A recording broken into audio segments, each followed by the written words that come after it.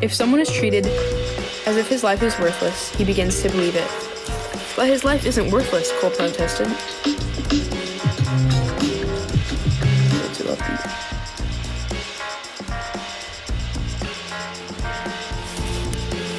Edwin stood with one motion, opened the door, and flung the last of his hot chocolate outside. I never told him he was worthless, Cole argued. Smashing his head on the sidewalk is a funny way of telling Peter he's valuable. That was a mistake, Cole pleaded. Edwin picked up his raincoat and headed into the pouring rain.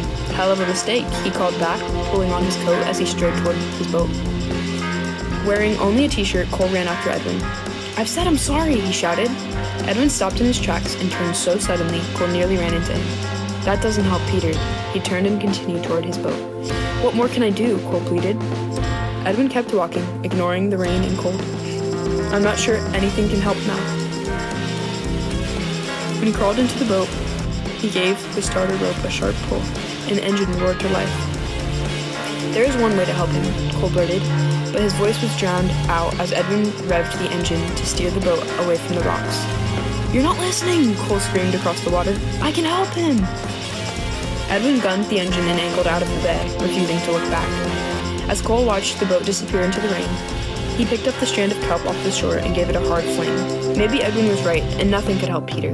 But maybe if Peter came to the island, he would see how much things could change. Peter was probably terrified. That was exactly why he needed this place. He could visit the pond, he could carry the ancestor rock and carve his own totem. He could dance and maybe even see the spirit bear himself. Most important, Cole could prove to Peter, this island held no monsters.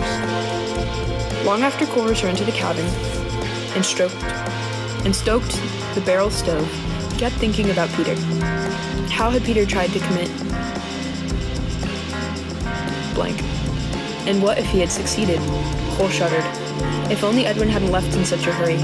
Now it would probably be several more weeks before he came back with more supplies. By then, it might be too late for Peter. Cole knew that the idea of Peter coming to the island was nothing more than a desperate thought. No parents in their right minds would ever allow their son to come here alone, and certainly not to stay with Cole. Not after what had happened. Even with someone like Edwin or Garvey around, Peter himself would never agree to come. Cole crawled into bed but tossed fitfully. He remembered his own close brush with death, and how terrified he'd been. It haunted him to think that Peter had tried to end his life on purpose. How scared must someone be to actually go searching for death? Cole awoke before sunrise. He dressed and went outside to go to the bathroom. The sky was unusually clear and filled with stars, and a warm breeze rustled the trees. Cole guessed that the dawn was no more than an hour away. After returning inside, he stoked the fire, then pulled on his rubber boots and his rain slicker. It was months since he last visited the pond. He knew the icy water would shock his skin like an electric fence, but this morning he needed desperately to calm his troubled thoughts. He had fallen asleep thinking of Peter, and he had awakened thinking of Peter. Cole picked his way carefully in the dark. Life on the island had become peaceful, an almost boring routine that he understood well. Until yesterday, anyway. Now Cole trudged along in a confused daze.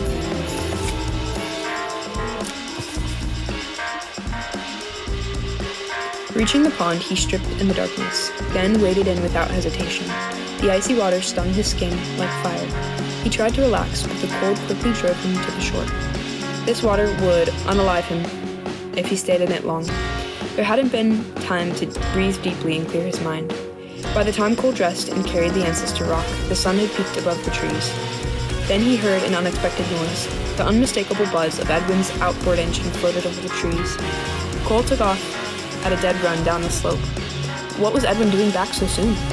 Cole scrambled and slipped along the edge of the stream toward camp. Dark shadows from the trees fell across his path and made the going treacherous.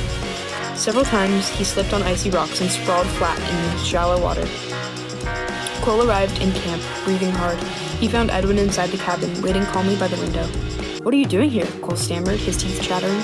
Water dripped from his wet clothes onto the bare plywood floor.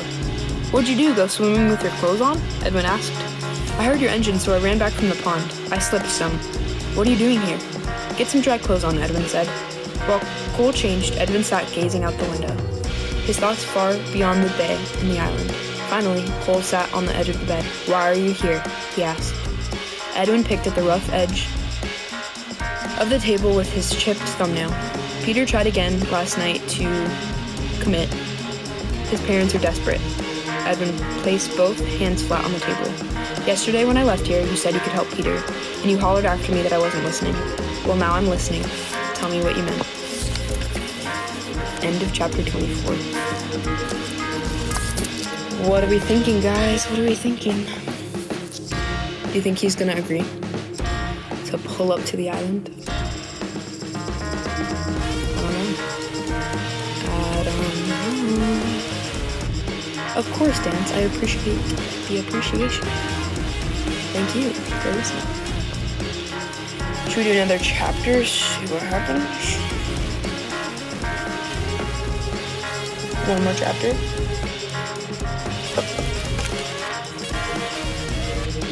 That was a good one. That was a good one. Well, like a sad one, but yeah, I can do it. I got it. One more, can it hurt?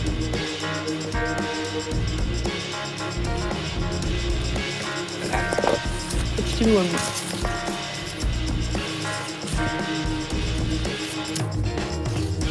Chapter 25. Cole took a deep breath. "I think Peter should come here to the island." "That's not possible," Edwin said firmly. "And you know that." "No, I don't know that. His parents would never allow him here alone with you." "Then you come and stay too," Cole countered. "Peter needs to soak in the pond and carry the ancestor rock. He needs to learn how to be invisible and to dance and to carve his totem. He needs to see the spirit bear." Edwin shook his head. "I have fishing season starting, and besides, I'm not sure being around you is what Peter needs." "I know he's afraid of me and what I did," Cole said. "He thinks I'm a monster that's coming back to get him. Maybe if he meets me again, face to face, he'll see that I've changed, and maybe he'll see that he can heal too." Edwin rubbed at his stubbled chin. "How much have you really changed?" Cole felt no anger, but he was tired of trying to prove himself to Edwin. He was tired of trying to prove himself to the world. "There are two choices," he said. "Give Peter the same chance I had here on the island, or give up and watch him commit blank. Which would you pick?" Edwin shook his head. "It's not that simple." "It will be if you don't do something soon. I have changed, but Peter's parents don't know that. They'll listen to you. Maybe Garvey could come with them. What makes you think that Garvey has time to come out here to this island to babysit you? The world doesn't revolve around Cole Matthews." Tears blurred Cole's vision. "This isn't about me now," he insisted. "This is about Peter. I don't know what else to say. That's the best idea I have." His voice broke. "I screwed up and I'm doing the very best I can out here on this island, but it won't ever be enough, will it? I can't ever change what I did to Peter, and I can't ever change how you think about me." "You're right. You can't change what you did to Peter," said Edwin with his voice a bit softer. "But you have changed." He studied Cole, whose cheeks glistened with tears. He laid a gentle hand on Cole's shoulders. "Whatever happens, you have changed here on the island. Both Garvey and I know that, and we're very proud of you." Before leaving that day, Edwin asked one more question. "Would you be willing to stay here longer if it meant helping Peter?" "I'd stay my whole life if that's what it took." In the days that followed Edwin's surprise visit, Cole spent long periods standing beside the totem log, staring down at the blank space still at the bottom. His dance of anger had really been the dance of forgiveness and healing. But try as he might, he could think of no shape, form, or object that he could carve to show healing, nor could he think of any other way to help Peter. Days plodded by slowly. Cole wavered one day, hoping that Peter might come to the island, the next day frightened of the idea. All the while, in the back of his mind, he knew he was a fool for even considering such a thing. No person in his right mind would ever go to an island in Alaska to be alone with someone who had beaten him senseless. Nearly 2 weeks passed before Edwin returned. Cole was sitting in the cabin reading a book when he heard the high-pitched whine of an outboard engine, along with the deep growl of a second engine. He ran to the shoreline in time to see 2 boats round the point and enter the bay. Edwin's small skiff led the way, followed by a large green fishing trawler. Both boats plowed along, their wakes spreading out behind them, like huge fans on the glassy water. Cole could see Edwin alone on the skiff. On the deck of the fishing trawler, 2 people stood together near the back. Someone else sat alone near the bow. the bow. Cole squinted. The person sitting alone on the bow looked smaller than the rest. Cole's heart raced as the boat drew nearer. It was Peter Driscoll. Damn. With the boat still 100 yards out from shore, Cole recognized Garvey's stocky bulldog figure at the helm, inside the cabin. And he recognized Peter's parents. What were they doing on the boat? Garvey guided the fishing trawler to a stop, a stone's throw from the shore, and dropped anchor. Edwin steered the aluminum skiff alongside. In minutes, everybody crawled into the small boat to come ashore. Everyone but Edwin wore heavy jackets and tall rubber boots. Waiting alone on the shoreline, Cole gave a hesitant wave. Only Garvey waved back. Peter sat near the back, his head down. He glanced up once, fearfully, then returned to gazing down between his knees. His parents simply stared. Cole caught the bow as the boat landed. He steadied the skiff so everyone could crawl ashore. Garvey and Edwin both said hello as they climbed onto the rocks. Garvey even gave Cole a friendly slap on the back. Peter's parents nodded stiffly. Peter remained in the boat, glaring fearfully at Cole. "Hi, Peter. I'm glad you came," Cole said. Still, Peter refused to come ashore. Garvey walked over and took the bow. "Give him some space," he whispered. Cole retreated up the rocks, and finally Peter crawled up stiffly ashore. Edwin helped Garvey pull the boat up on the rocks and tie the rope off to a larger rock. Cole glanced nervously at the group. After being alone on the island for so long, he was uncomfortable around this many people, especially Peter. Edwin motioned everyone up to the fire pit.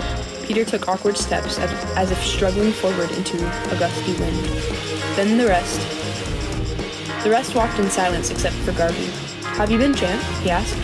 "Good, I guess," Cole answered. "Been soaking in the pond every morning?" Cole nodded. "It's been too cold most of the winter. The last few weeks I've been soaking as long as I can stand it." Edwin stopped beside the fire pit and invited everyone to pull up a rock or a piece of driftwood for a seat. He worked at starting a fire. Peter pulled his chunk of wood away from everyone else and sat alone, gazing along the shoreline and out across the bay. After the fire was blazing, Edwin sat down too. "You're all a long way from Minneapolis," he said. "We're not going to pretend this is anything it isn't." Edwin turned to Cole. "I have fishing season coming, so Garvey will be staying here with you and Peter." Cole turned to Garvey. "How'd you get time off?" "I had a bunch of vacation time built up, and I took a leave of absence. Coming here was something I needed, as badly as you and Peter." Cole looked at Peter's parents. "Are you guys staying too?" Mr. Driscoll spoke forcefully, looking directly at Cole. "Bringing Peter here might be a huge mistake. We had no other choice. This has been harder for us than you can ever imagine. We'll be staying until we're positive that he's safe. Nothing is going to hurt him again." Cole swallowed, a lump that came to his throat. "I'll never hurt anyone again," he said. "That's a promise." Edwin leveled his gaze at Cole. "A lot has happened in the last 2 weeks. Garvey and I have lived on the phone." The circle agreed to gather again for as many long hours of discussion.